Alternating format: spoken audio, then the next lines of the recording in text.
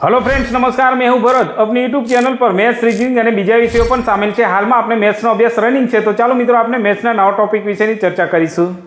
तो जो मित्रों आज आपने मैथ्सनी अंदर जोईशुं चक्रवृद्धि व्याज, बरोबर। ये अगाऊ आपने पेटर्न नंबर 2 जोई गया है, आज जोईशुं पेटर्न नंबर 3। तो जो मित्रों अहीं खास आईएमपी दाखला है, जे मास आधारित दाखला है, बरोबर।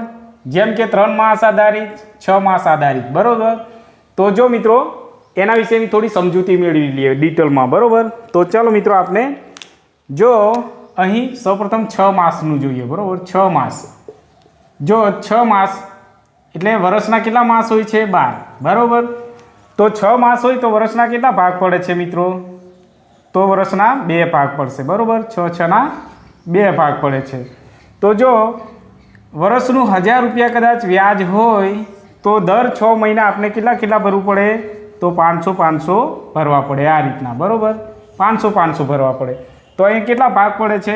2 भाग। वर्षना केटला 6 मास होय तो 2 भाग पड़े छे, बरोबर। ए ज रीतना आपणे अहीं 3 मासनुं जोईशुं। जो 3 मास माटे जो मित्रों वर्षना केटला मास होय छे? 12।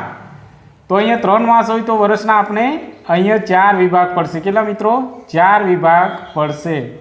3 ना 4 विभाग पड़शे, बराबर। तो जो 3 3 3 अने 3, बराबर।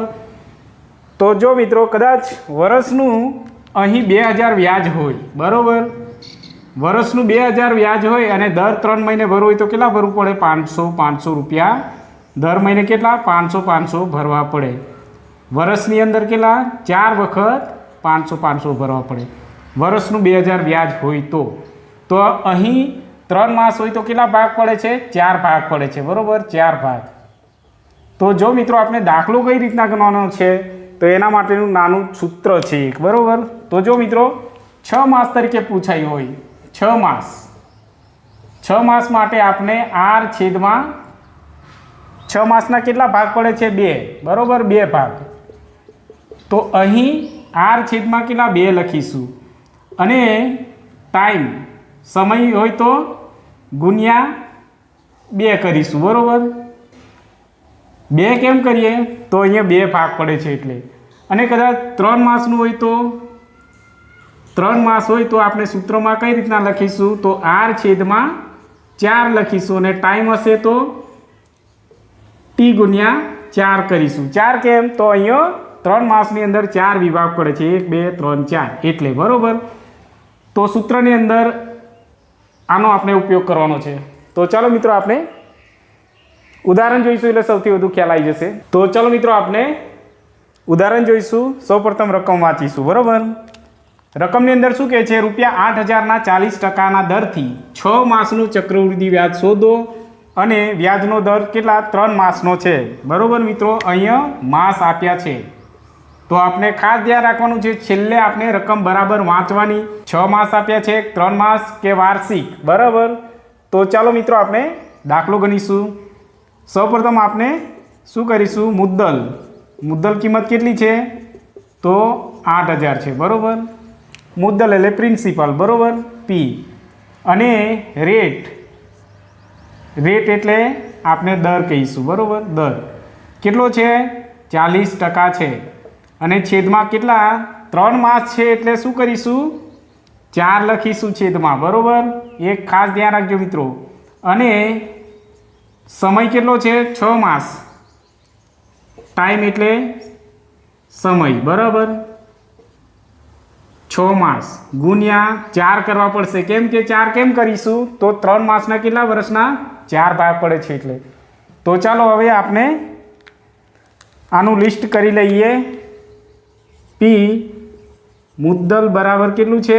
8000 अने रेट चालो अहींया उडाड़ी दीए 10 दन 40, बरोबर। तो आर बराबर केटला रहेशे मित्रों? अहींया 10 ज। हवे आ 40% नहीं परंतु 10% गणतरी करवानी छे। टी समय केटलो छे? तो 6 गुण્યા 4 बराबर केटला थशे? 24। तो जो मित्रों अहींया 1 वर्षना 12 मास होय छे, तेथी अहींया 24 मास आवे छे। तो केटला अहींया 2 वर्ष थई जशे। जो मित्रों हवे आपणे दाखलो गणવાનો छे। अहींया 6 मास आप्युं छे તો માસના સૂત્ર પ્રમાણે આપણે દાખલો નહીં ગણવાનો, પરંતુ અહીંયા જે આપણે મળે છે વર્ષ, અહીંયા શું મળે છે હવે વર્ષ. અહીંયા 6 માસનું આપ્યું છે, પરંતુ અહીંયા હવે વર્ષ મળશે. બરાબર. તો હવે આપણે દાખલો ગણીશું. ચાલો પ્રથમ વર્ષ માટે શું કરીશું, એના માટે આપણે એક રેશિયો યાદ કર્યો. પેટર્ન નંબર પહેલાની અંદર આપણે રેશિયો આપ્યો છે 2 વર્ષ માટે. તો શું લખતા હતા 2:1. અને 3 વર્ષ માટે શું લખ્યું છે, તો 3 ના 3 તો આવશે જ. બરાબર. અને ઉપરની સંખ્યાનો સરવાળો કરીશું. 3 અહીંયા 3 આવશે, છેલ્લે સિંગલ 1. બરાબર. 4 વર્ષ માટે શું છે, તો સૌપ્રથમ 4 આવશે, પછી આ બેનો સરવાળો કેટલો થશે 6. અનુપાત 3 એ કેટલા થશે 4. અનુપાત છેલ્લે સિંગલ 1 આવશે. તો મિત્રો આપણે અહીંયા 4 વર્ષનું જ રાખીએ, કેમ કે 4 વર્ષથી વધુ પૂછાશે નહીં. બરાબર. તો ચાલો આપણે 2 વર્ષનું જોઈશું આ રેશિયા પ્રમાણે. બરાબર. પ્રથમ વર્ષ મુદ્દલ લખીશું કેટલી 8000. 8000 ગુણ્યા રેટ કેટલો છે હવે 10% થઈ ગયો. ટકા છે એટલે છેદમાં 100 આવશે. બરાબર. ચાલો હવે જો ઉડાડીશું આપણે, આ 2 0 ઉડી જશે, આ 2 0 ઉડી જશે. તો રહેશે કેટલા મિત્રો 80 ગુણ્યા 10, તો કેટલા 800 થઈ જશે. બરાબર. હવે જે આ 800 આ બાજુ છે એને અહીંયા આ બાજુ લઈ આવીશું. 800 ગુણ્યા ફરી પાછા રેટ લખીશું 10/100. આ 2 0 આ 2 0 ઉડી જશે. રહેશે કેટલા 10 × 80. બરાબર. તો આ બીજા વર્ષ માટેનું છે. બરાબર. તો ચલો મિત્રો હવે આ રેશિયાનો ઉપયોગ થશે. કઈ રીતના થશે, તો આપણે પેટર્ન નંબર પહેલાની અંદર બધી જ રીતના સમજાયેલા છે દાખલા. બરાબર. આ રેશિયા પર મુજબ જ. ચાલો 2 વર્ષનું છે એટલે આપણે આ લઈશું. પહેલા વર્ષને 2 વડે ગુણીશું, ગુણ્યા બીજા વર્ષને 1 વડે. બરાબર. ચાલો ગુણાકાર કરી લઈશું. 800 ગુણ્યા 2 કેટલા થશે 1600. બરાબર. ચાલો 80 ગુણ્યા 1 બરાબર 80. તો હવે 1600 અહીંયા સરવાળો કરી લઈશું. 1600 + 80 તો કેટલા થશે 1680. બરાબર. તો જો મિત્રો અહીં 3 માસનું વ્યાજ કેટલું છે, અહીં 3 માસનું વ્યાજ કેટલું થશે મિત્રો, તો 1680 રૂપિયા હશે. બરાબર. આ આપનો ફાઇનલ જવાબ. તો ચાલો મિત્રો આપણે ઉદાહરણ જોઈશું. સૌપ્રથમ રકમ વાંચીશું. ₹1200ના 6 માસના 12%ના વ્યાજના દરનું વ્યાજ શોધવાનું છે. અને વ્યાજનો દર અહીં 3 માસ. જો મિત્રો 3 માસના આપણે 2 ઉદાહરણ લઈ લઈએ. બરાબર. પછી 6 માસના 2 લઈ લઈશું એટલે તમને ખ્યાલ આવી જશે. સૌપ્રથમ આપણે શું કરીશું, લિસ્ટ કરવાના છે. મુદ્દલ કેટલું છે મિત્રો, તો મુદ્દલ 1200 છે. બરાબર. પ્લસ અહીંયા 6 માસ છે. પહેલાં આપણે દરનું લઈ લઈએ. બરાબર. દર છેદમાં પછી લખીશું કેટલા 12% છે. બરાબર. અને ટી બરાબર સમય કેટલો છે 6 માસ. તો જો મિત્રો હવે શું કરીશું, અહીંયા 3 માસ છે એટલે અહીંયા છેદમાં કેટલા વર્ષના 4 ભાગ પડે છે એટલે 4 લખીશું. બરાબર. 4 અને અહીંયા ગુણ્યા 4 કરીશું. તો જો મિત્રો હવે શું કરીશું, જે ઉડે ને ઉડાડશું. બરાબર.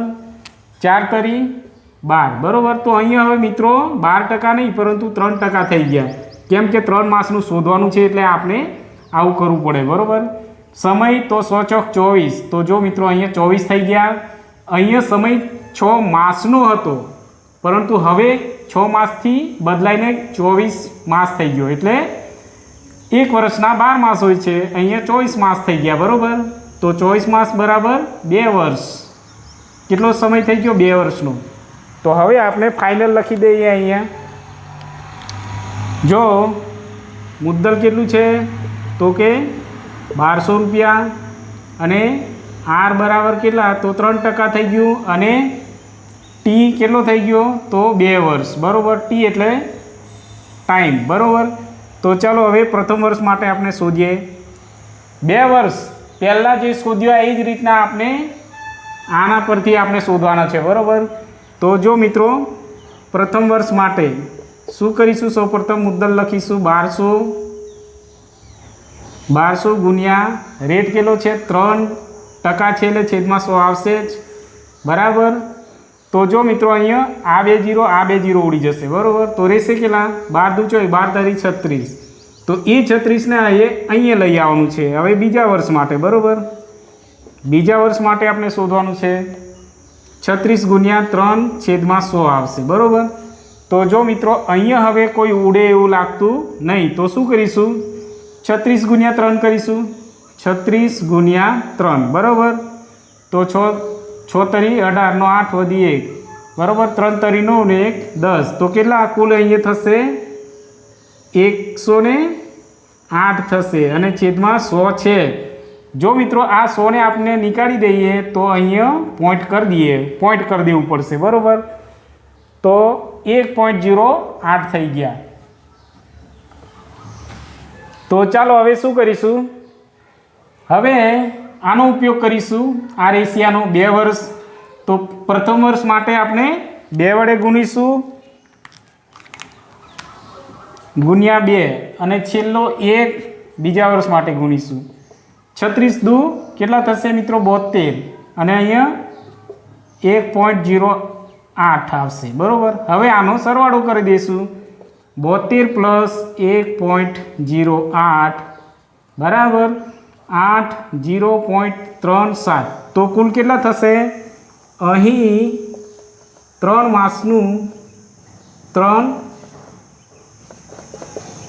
માસનું વ્યાજ કેટલું થશે 73.08 રૂપિયા થશે બરાબર મિત્રો. આ આપનો ફાઇનલ જવાબ.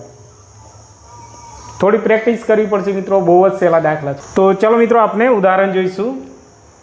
સૌપ્રથમ રકમ વાંચીશું ₹1420 દરથી 18 માસનું ચક્રવૃદ્ધિ વ્યાજ શોધો અને વ્યાજનો દર 6 માસ. જો મિત્રો વ્યાજનો દર અહીં કેટલો છે 6 માસનો છે બરાબર. સૌપ્રથમ આપણે 2 ઉદાહરણ કયા ગણી ગયા તો 3 માસનો. હવે સૂત્રમાં થોડો ફરક પડશે બરાબર. તો સૌપ્રથમ આપણે લિસ્ટ કરી લઈએ. મુદ્દલ કેટલું છે મિત્રો તો મુદ્દલ છે ₹1400 બરાબર. અને રેટ દર કેટલો છે તો 20% છે બરાબર. અને ટાઈમ કેટલો છે તો 18 માસ. 18 માસ છે જો મિત્રો 18 માસ. હવે અહીંયા માસ છે તો માસ આધારિત આપણે અત્યારે દાખલો નહીં ગણવાનો બરાબર. અહીંયા લિસ્ટ કરીશું. હવે કેટલું કીધું છે છેલ્લે 6 માસ.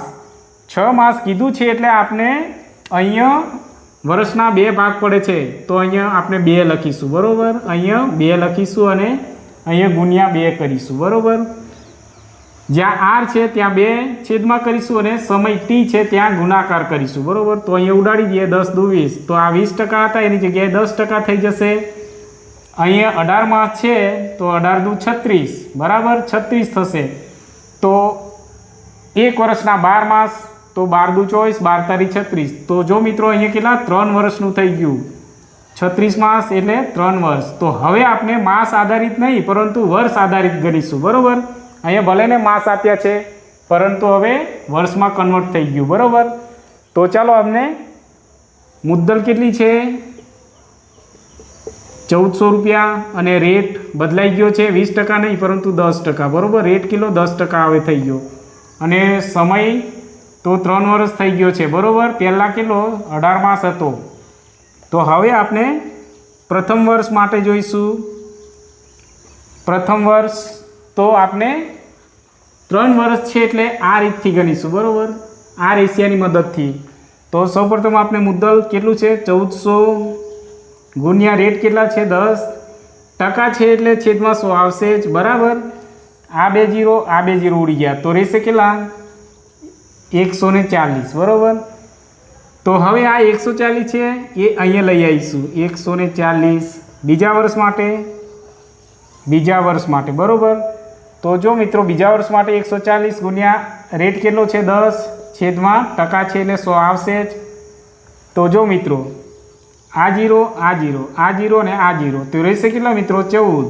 તો એ 14ને ફરી પાછા અહીંયા લઈ આવો કેમ કે 3 વર્ષ કીધા છે બરાબર. એટલા માટે 3 વખત આપણે ગુણાકાર કરવો પડશે. 3 સ્ટેપ આગળ જવું પડશે બરાબર. 14 ગુણ્યા 10 છેદમાં 100 ટકા દરેકમાં લખવા પડશે, દરેક 3 સ્ટેપમાં આપણે દર સરખો લખવું પડશે, બરાબર. તો જો મિત્રો આ 0 ઉડી જશે, બરાબર. તો હવે રહેશે કેટલા? 14.10, 14/10. તો આપણે પોઈન્ટમાં કન્વર્ટ કરી દઈશું તો 1.4 થઈ ગયો, બરાબર. તો ચલો મિત્રો હવે રેશિયાની મદદથી આપણે દાખલો એકદમ સહેલો બનાવી દઈશું, બરાબર. બહુ જ સહેલો થઈ જાય છે આ રેશિયાથી. તો જો મિત્રો અહીંયા 3 વર્ષ, પહેલું, બીજું ને ત્રીજું. તો પહેલા વર્ષ માટે કેટલા? 3 વડે ગુણવાનું છે.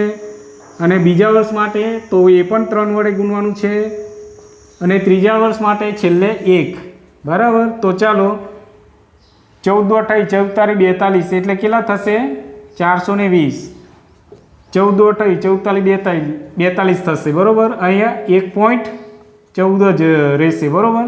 તો ચાલો આનો સરવાળો કરી લઈશું. 420 + 42 + 1.4, બરાબર. ચાલો 4.364. તો જો મિત્રો અહીં 6 માસનું વ્યાજ કેટલું છે મિત્રો? ચક્રવૃદ્ધિ વ્યાજ. 6 માસનું ચક્રવૃદ્ધિ વ્યાજ બરાબર કેટલું થશે? તો 463.4, બરાબર. આ આપનો ફાઇનલ જવાબ.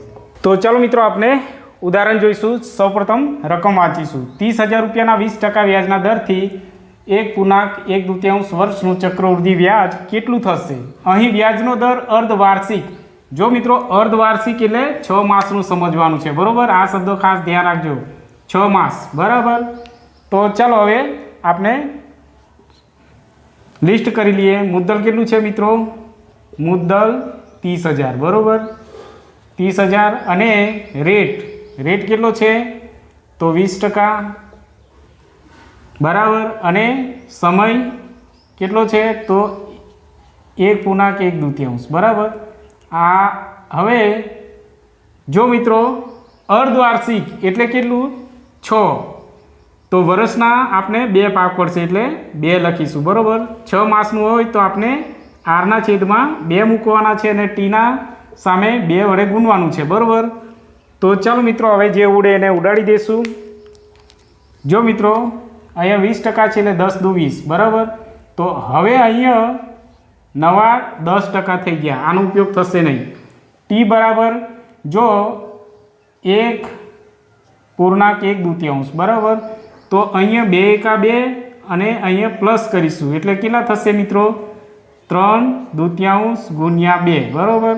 તો આ બે ઉડી જશે તો રહેશે કેટલા? 3 વર્ષ, બરાબર. અહીંયા વર્ષ કેટલા વર્ષ મળ્યા? 3 વર્ષ. તો જો મિત્રો હવે ફાઇનલ લખી લઈએ કિંમત. મુદ્દલ કેટલી છે? 30,000. અને આર કેટલો છે? તો 10% થઈ ગયો. અને ટી તો 3 વર્ષ, બરાબર. જો હવે આપણે દાખલો ગણીશું.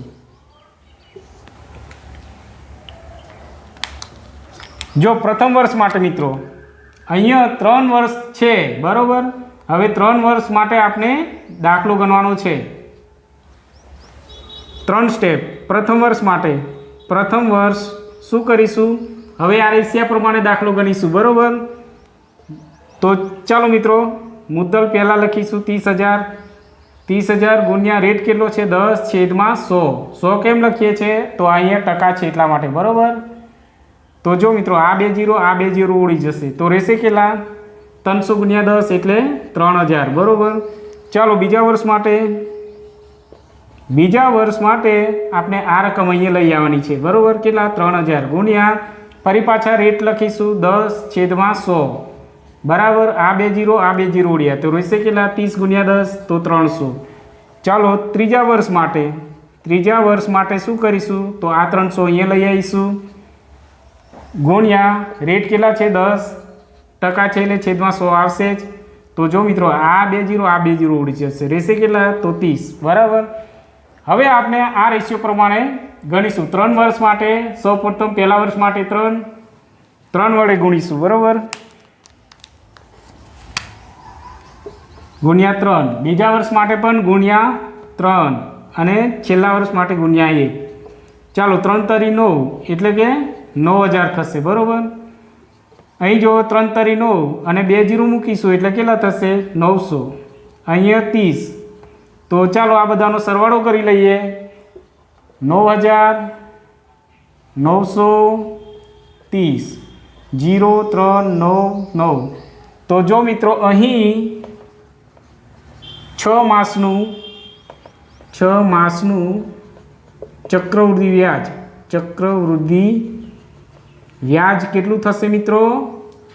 તો 9930 રૂપિયા ટોટલ થશે. આ આપણો ફાઇનલ જવાબ, બરાબર. તો ચાલો મિત્રો, આપણને ચક્રવૃદ્ધિ વ્યાજના બહુ જ ઇમ્પોર્ટન્ટ માસ આધારિત દાખલા આપણે અહીંયા જોયા છે.